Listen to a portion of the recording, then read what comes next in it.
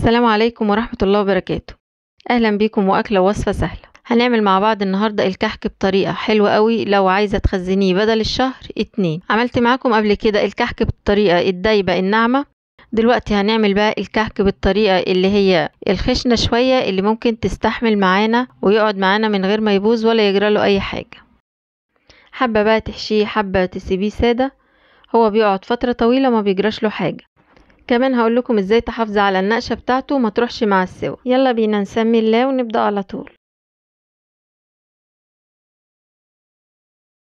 هستعمل كيلو من الدقيق، هحط عليه نص معلقة من الملح،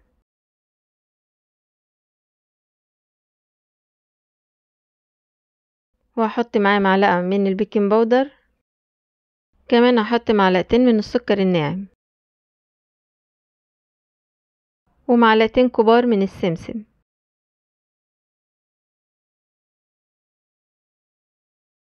محمص او غير محمص مش هتفرق، السمنة اللي هنحطها عليه هتبقى سمنة سخنة قوي هتحمص كل حاجة.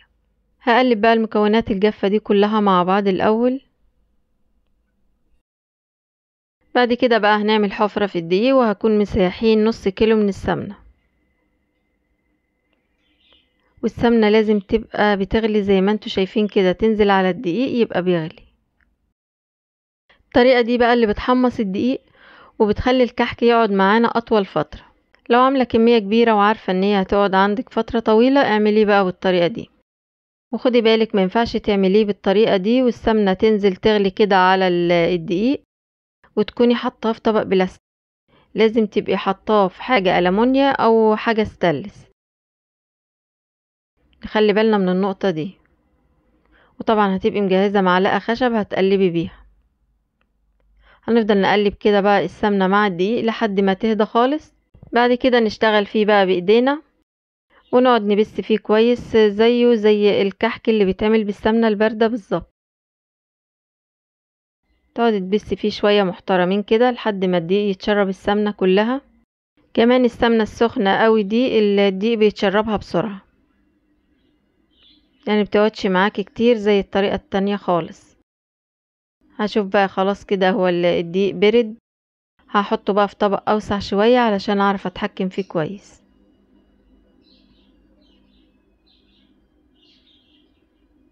تقعدي تدعكي في الدقيق بقى بايديكي كده على قد ما تقدري، 10 دقايق ربع ساعة مفيش مشكلة.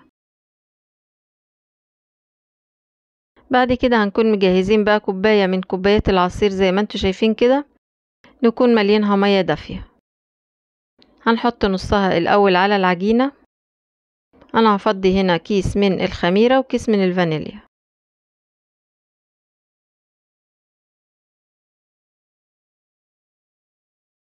بس هي في لقطة ما تصورتش، انا كنت فاكرة ان انا بصور بس للأسف طلعت ما تصورتش، اللي هي كيس الخميرة.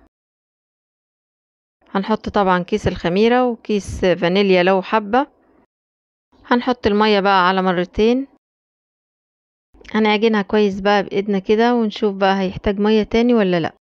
بس انا كده كيلو الدقيق اخد معايا كوباية من المية الدافية، ومش كل الدقيق زي بعضه، ممكن دقيق يحتاج كمان مثلا ربع كوباية او حاجة على حسب بقى ليونة العجينة في ايدك. المهم العجينة لما تيجي تكوريها ما تشققش معاكي.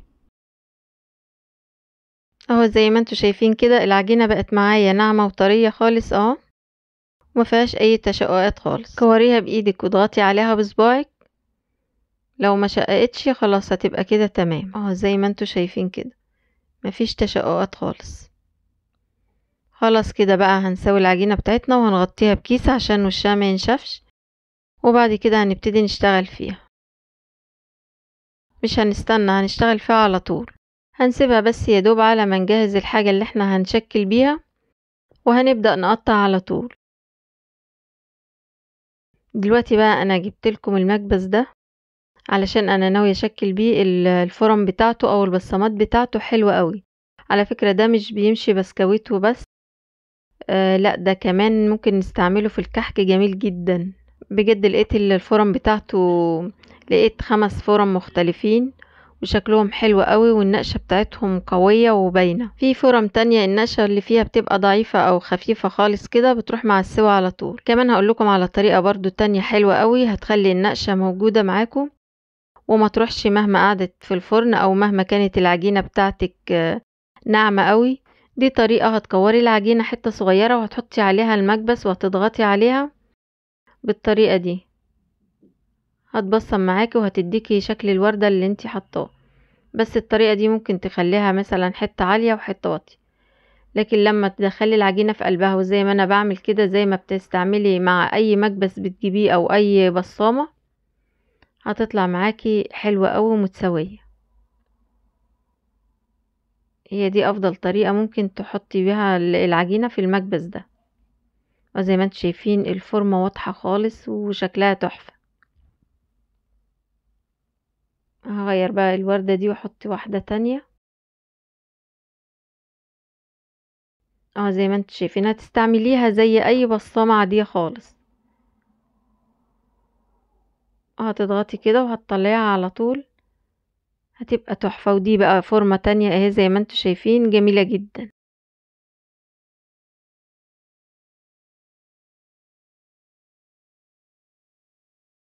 هتضغطي عليها بحيث ان انت تخليها متساوية من جميع الاطراف او من جميع الجناب كده هتبقى حلوة قوي معاكي.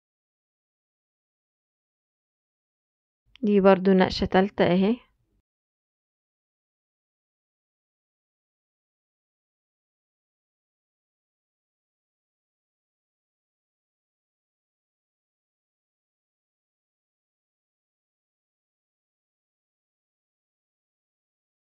ودي وردة تانية نقشة رابعة اهي جميلة جدا.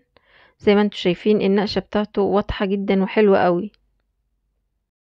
لو حسيتي ان العجينة عالية من ناحية وواطية من ناحية شوية لما تيجي ترفعيها للاخر كده ممكن تضغطي عليها بصباعك شوية وتسويها اهي. زي ما انتم شايفين بقى الفورمة الخامسة بجد الفرن بتاعته تحفة.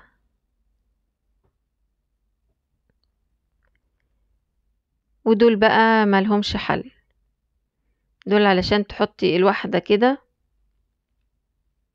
هتنزل معاكي بقى بكل صعوبة، غير النقشة بتاعتهم ضعيفة جدا ومش كبيرة يعني مش واضحة كده، تحس انها خفيفة قوي وهتقعدي تخبطي كتير على ايدك او على الارض او على الصاج على ما تنزل وفي الاخر هتبوظ.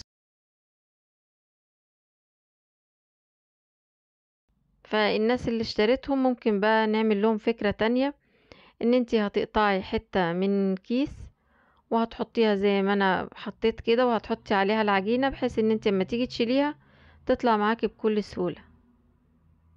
بالطريقة دي هتبقى حلوة جدا وهتسهل الدنيا معاكي خالص. زي ما انتوا شايفين كده.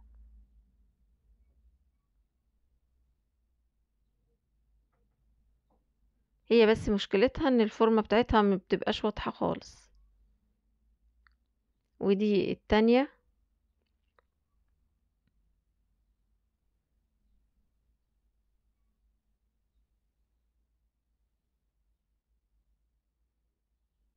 زي ما انتوا شايفين بتتشال بكل سهولة اهي. بس الفورمة زي ما بقول لكم كده مش واضحة قوي خفيفة خالص ولما بتدخل الفرن بتطلع سايحة ما فيهاش اي نقش. خلاص كده انا خلصت الكحك. الكيلو عمل معايا صينية كبيرة او صاج كبير زي ما انتوا شايفين كده. دي عملتها بالفورمة بتاعت الورد زي ما وريتكم كده تحفة جدا وباينة وفي منتهى الجمال.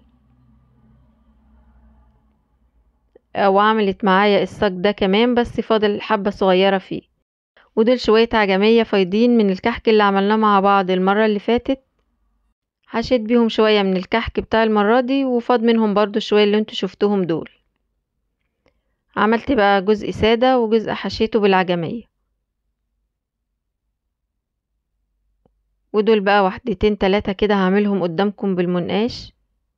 المنقاش ده طبعا ما نقدرش نستغنى عنه مهما بنجيب بقى في بصمات وحاجات مختلفة.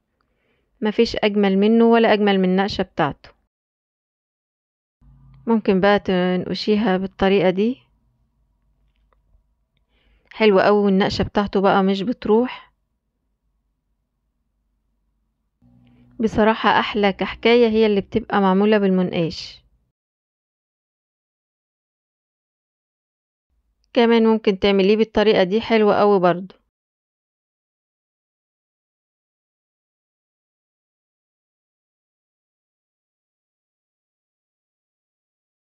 هنعمل كمان بقى واحدة تالتة، الطريقة بتاعتها دي برضو حلوة قوي. انت انقشي بقى واعملي بالطريقة اللي تريحك، وانتوا طبعا هتعملوا حاجات اجمل من كده بكتير، بس انا بوريكم افضل 3 نقشات انا بحبهم.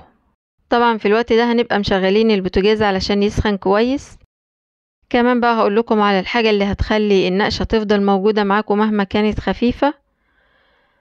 اول ما هتدخلي الكحك على طول في الفرن، هتشغلي عليه الشواية في الاول خالص قبل ما يستوي. يعني اول ما تدخلي الصاج كده هتبقي مشغلة الشواية من فوق، يا دوب بس هتخلي الكحك يتشمع حاجة بسيطة، انت مش هتخليه يلون خالص، هتخليه بس يتشمع حاجة بسيطة، وهتقومي طافية الشعلة على طول وهتسيب الفرن شغال زي ما هو.